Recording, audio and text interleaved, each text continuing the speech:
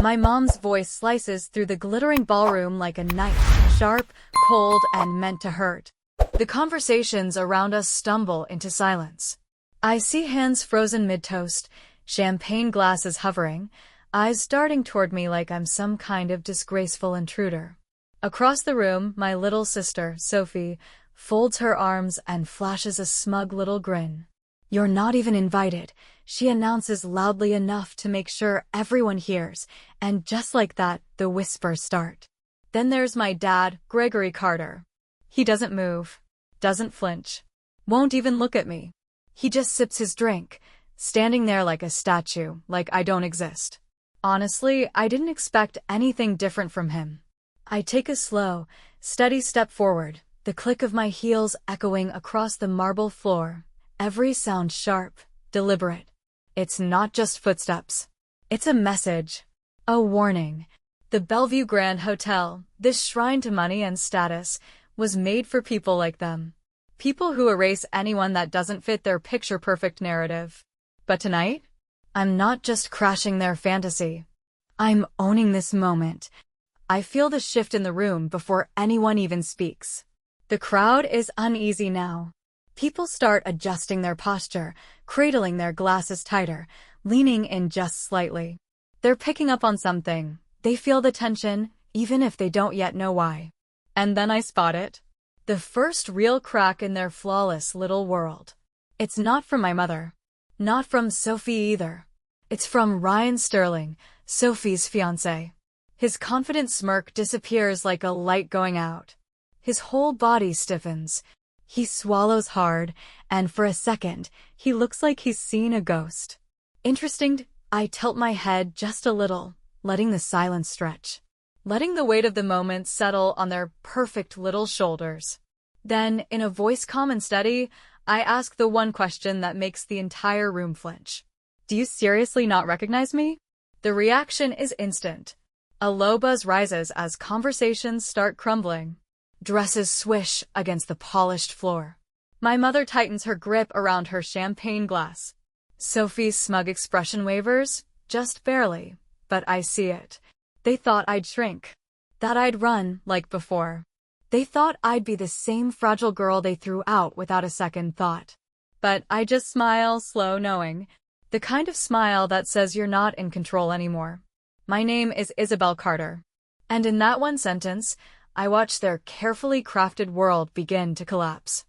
I can still remember the cold from that night. It wasn't just the wind, it was deeper. It sank into my bones, stiffened my hands, burned my cheeks. But it couldn't compare to the real chill, rejection. I was standing outside the front door of our massive estate, this towering symbol of everything I wasn't allowed to be part of anymore. My dad, Gregory, stood in the doorway with his arms folded, his face blank like a wall. Behind him, my mother, Margaret, didn't even bother looking at me. She took a sip of her wine like I wasn't even standing there, like I'd already vanished. And Sophie? She stood just behind them, wrapped in some expensive coat, her arms folded tight as that same smirk danced on her lips. Like this was all just a mildly annoying inconvenience. "You're a burden," Mom had said, her tone icy and detached. A waste of our time. A waste of our money. I wanted to yell, to cry, to beg. But I already knew how the scene ended. "No excuses, Isabel," my dad had cut in, his voice as frigid as the night air. "You're an adult. Figure it out." And with that, the door slammed shut. Just like that, I was gone. I remember staring at that door, silently hoping someone, anyone, would open it again. Would come running after me. But no one did. The wind screamed down the empty street as I pulled my coat tighter around me. Everything I had left in the world was tucked in my pocket. A crumpled $5, some change, $17.28. That was everything. All I had to my name back then was the spare change in my pocket and the clothes clinging to my back. For 3 nights straight, I curled up behind Rosie's diner, pressed up near the dumpsters where the kitchen vents blew out just enough warmth to keep me from freezing completely. Hunger clawed at me. Every muscle ached with exhaustion. But I didn't cry. I didn't give in. I wouldn't let them break me. On the fourth morning, I got caught. Rita Dawson, Rosie's no-nonsense owner, stood over me with her arms folded and a look that could slice concrete. Her eyes scanned me like she was figuring out whether I was trash or salvageable. "If you're gonna loiter," she said, tossing a broom at my feet, "you might as well earn your spot." That broom turned out to be my first break. I started by scrubbing the floors, washing dishes, and taking whatever shifts she'd give me, sometimes double, always without complaint. After a few weeks, Rita handed me a key and pointed toward a tiny cot in the back storage room. Said I could sleep there so long as I kept working. By the end of that year, I'd scraped together enough cash to sign up for community college classes. I kept pushing. I had no choice. At 20, I landed a full scholarship to an elite business program. At 23, I was grinding as an intern for a fast-rising medical tech startup. And by 27, I'd launched my own company, a medical nutrition brand that flipped the industry on its head. I went from broke and invisible to building something worth millions. And my family, they had no idea because they didn't deserve to. Naturally, Sophie's the first to snap out of the shock. She lifts her chin, her signature smirk curling across her lips like armor. The golden child, still playing her role to perfection. Confident, untouchable, unbothered. She lets out a sharp little laugh, fake and loud enough to catch nearby attention. "Wow, Izzy," she says, voice dripping with sarcasm. "You just couldn't help yourself, huh? Had to show up and humiliate yourself in front of all these people." I say nothing, just let her dig. "You didn't even make it through college," she continues, eyes gleaming. "And now what, you're trying to crash my wedding for attention?" I tilt my head slightly and offer her a slow smile. "Oh," I say casually. "Is that what they told you?" There it is. The flicker. A tiny, almost invisible crack in her perfect expression. I reach into my clutch and pull out a folded piece of paper. I don't rush. I take my time unfolding it, letting the air grow heavy, letting the anticipation build. Then I hold it up, not toward her, but toward Ryan. He's standing right beside her, stiff as a board, pretending to be calm. But as soon as his eyes skim the paper, I watch the color drain from his face. "What is this?" he asks, voice low but tense, like something sharp is buried beneath the surface. Sophie shifts uncomfortably beside him. Her fingers curl into fists. "Oh, please," she scoffs. She's clearly lying. She's making things up. "It's your academic record," I say smoothly. "The one that shows you never finished med school." Gasps ripple through the guests nearby. Ryan doesn't move. He just stares at the paper like it's some kind of betrayal written in ink. His jaw tightens. I catch his hands flexing at his sides. He knows it's not faked. Sophie's eyes dart back and forth between us. That cool confidence of hers is slipping. And then, almost on cue, she laughs. Not a real laugh, a performance. She throws her head back like this is all one big joke. "This is pathetic," she says, rolling her eyes. "You show up here with some phony document and think you're gonna ruin my wedding? Come on, Isabel. Be serious." She shakes her head and tosses her hair like she's trying to brush the moment off her shoulders. "Honestly, I should be flattered," she adds, her tone turning smug again. "It's obvious you're just jealous. Look at my life, look at me. I've got everything you don't. A successful fiancé, a loving family, a future that you could only wish for." I don't respond right away. I just take a slow step forward. Then, with my voice low and calm, I ask, "If I'm so irrelevant, why do you look like you're about to fall apart?" And just for a heartbeat, just one small beat, her smirk falters. I catch it first, the crack in the facade. Ryan catches it right after. His grip tightens around the document, knuckles whitening as his eyes flick to Sophie. "Sophie," he says slowly, like every syllable carries the weight of a bomb about to detonate. His voice is flat, cold. "Tell me this isn't real." She lets out a laugh, but it's brittle now, forced and dry, like it hurts her to keep the act going. "Oh my God, Ryan," she snaps. "Seriously? You're going to fall for her games?" You know how she is. She spins lies just to feel important. Lies. I interrupt, smooth as silk. That's funny. Because I brought more receipts. The air in the ballroom tightens like someone pulled the oxygen out of it. The guests lean in, instinctively sensing the shift from drama to something much deeper. Dangerous, even. That's when Margot, ever the matriarch, always calculating, decides to step in. This is absurd, she snaps, her voice clipped and icy. I won't stand here and let you sabotage your sister's wedding with these baseless accusations. I turn to her, meeting her stare without blinking. Oh, Margot, I say with a soft smile. You of all people should know, I don't deal in rumors. I deal in facts. And then I drop the next bomb. Maybe we should discuss the fraud case against Carter Wellness Clinic. The room falls completely still. Not a whisper. Not a breath. Gordon, my so-called father, the man who once stood in that doorway and watched me walk into the cold like I was nothing, goes rigid. His jaw clenches. I dip back into my clutch, and this time, I pull out a sleek black USB drive. I twirl it between my fingers as I walk closer. I've got everything, I say, my voice light, almost casual. Bank transfers, emails, legal memos. Evidence that your family-run little clinic has been milking insurance companies dry for years. Sophie gasps. Margot's grip tightens around her champagne glass. Gordon, he turns pale. Now the whispers start to spread, fast and sharp like wildfire. That's a lie, Gordon finally says, voice taut and shaking. You don't know what you're talking about. I step in, lean close enough that only he can hear me. You really thought no one would ever connect the dots, didn't you? He flinches. For the first time in my entire life, Gordon Carter looks afraid of me. That's when Dr. Ellis Manning steps forward. His face is red, his eyes wide with rage. The always composed hospital director suddenly looks like a man who just realized he's been played badly.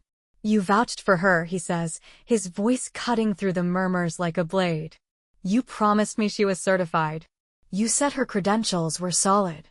Margot, ever the queen of polished lies, straightens her shoulders and paints on a tight-lipped smile. Dr. Manning, she coos. This is clearly just a misunderstanding. Whatever misstep Sophia made. She never graduated, I cut in, my tone flat and firm. She didn't even come close. Ryan still hasn't moved. He's standing there, staring at the document like it's a time bomb he never saw coming. His face has gone blank, his breathing uneven. Finally, he exhales, long and slow. Then he turns to Sophie, his voice eerily calm. Tell me it's not true. She doesn't answer, and that's all he needs. His expression hardens. His fingers slide toward his engagement ring, slow, deliberate. I can see it in his face, he's done. I defended you, he murmurs. I trusted you. And this whole time, you were lying. He lets out a dry, broken laugh. Then, without saying another word, he pulls the ring off his finger and throws it at her feet. The sound of it hitting the marble is louder than any scream. Sophie gasps, reaching out for his arm, desperation flaring in her eyes. But Ryan steps back, his face twisted in disgust. Don't, he says, his voice sharp. Don't touch me. Margot panics. Her smile crumbles as she lunges forward, her voice suddenly soft, coated in sugary manipulation. Ryan, honey, let's not be rash. You and Sophie are meant for each other. Everyone makes mistakes, but Ryan shakes his head, something bitter creeping into his voice. You really don't get it, do you?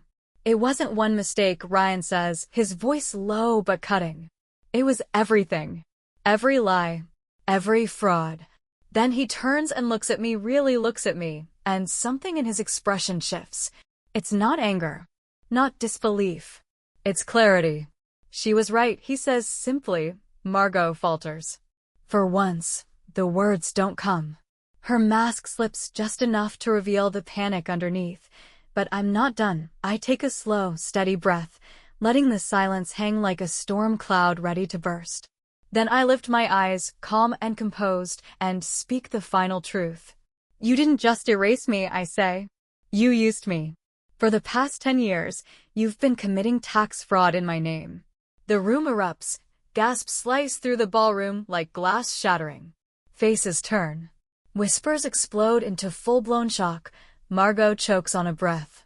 Gordon goes ghost pale. That's a lie, he barks, but there's a tremble in his voice now. I smile slowly and pull another USB drive from my clutch. Is it? I hold it between two fingers like a trophy, because I had my identity run through a federal check a few months ago.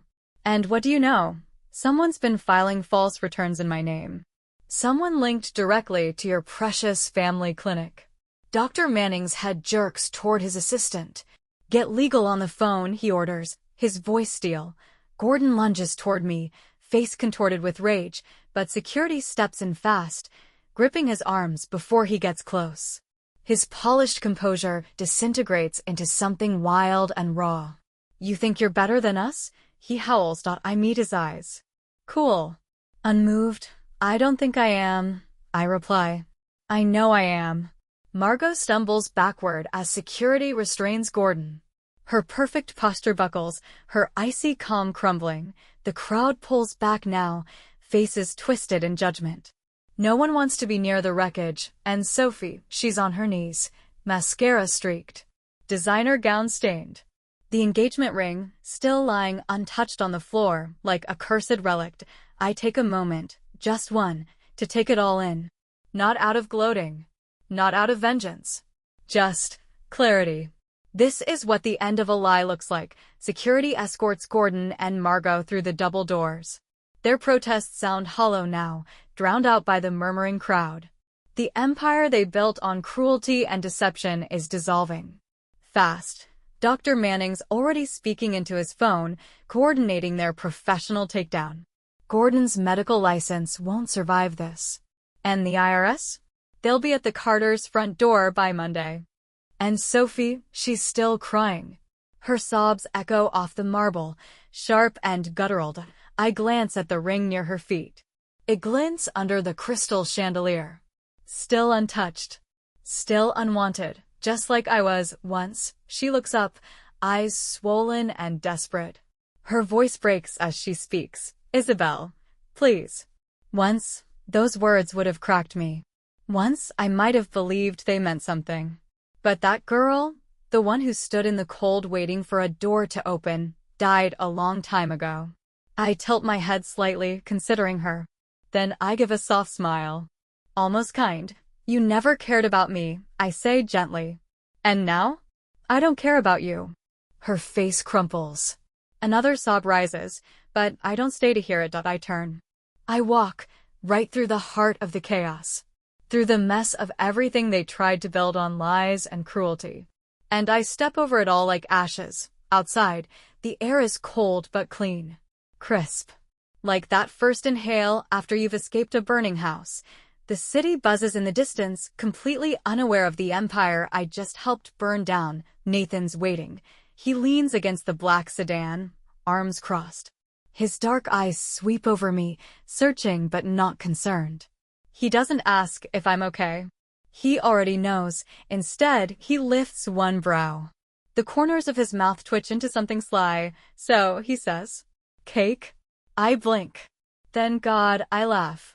A full-bodied, unrestrained laugh that feels like freedom. Yes, I say, my grin wide and unburdened. Let's get cake. Because this wasn't about revenge, the IT was about liberation, and now, for the first time in years, I am free.